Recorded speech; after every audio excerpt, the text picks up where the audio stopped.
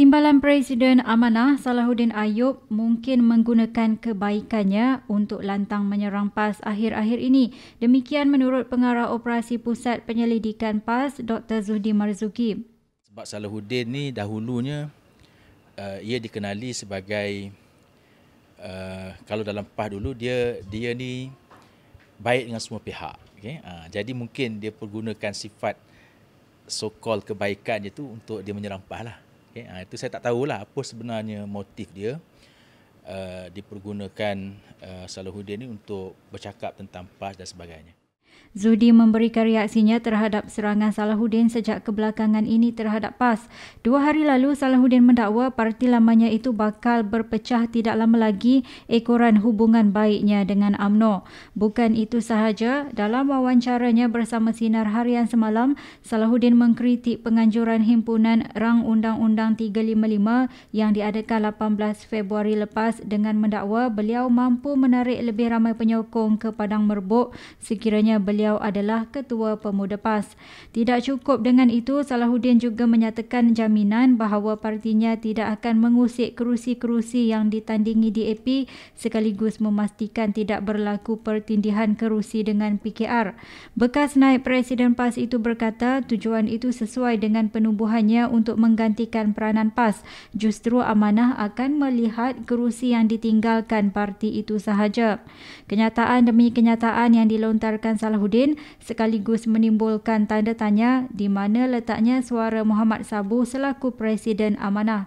Dia ajukan hal itu, Zuhdi percaya kepimpinan Amanah buat masa ini sedang bergolak apabila wujudnya beberapa kelompok. Berdasarkan kepada kita melihat latar belakang profil pimpinan-pimpinan PAN ini, dia ada 3 kelompok. Okay? Satu kelompok penyokong-penyokong Mat Sabu yang mereka ni adalah aktivis parti, okay, dahulu. Okay? Jadi ini satu kelompok. Yang kedua ialah kelompok Datuk Husam, okay? Yang walaupun dia masuk lewat tapi kelompok dia sudah masuk terlebih dahulu. Okay? Kelompok mereka ni adalah dikenali dengan kelompok yang mereka anggap profesional lah dulu, golongan profesional PAS yang keluar. Kemudian kelompok yang ketiga ialah mereka yang dilatari oleh NGO Ikram. Okay? Ikram ni dia ada motif politik dia dan dia ada strategi politik. Okay? Strategi politik dia kita tahu, dia ingin menjadikan Ikram tu sendiri sebagai suatu tunjang yang penting kepada mana-mana parti politik Melayu. Jadi 3 kelompok ni sedang bersaing sekarang.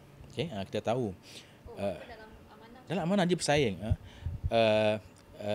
Dan saya nampak Salahuddin ini dia daripada kelompok yang kedua. Okay?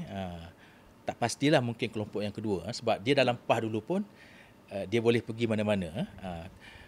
Elemen golongan aktivis dan profesional dalam PAS dulu pun sudah berpecah.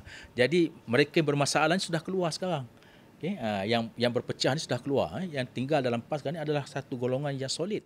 Malah beliau juga tidak menolak kemungkinan ada pihak yang tidak berpuas hati dengan cara Muhammad atau lebih dikenali sebagai Mat Sabu mengendalikan parti.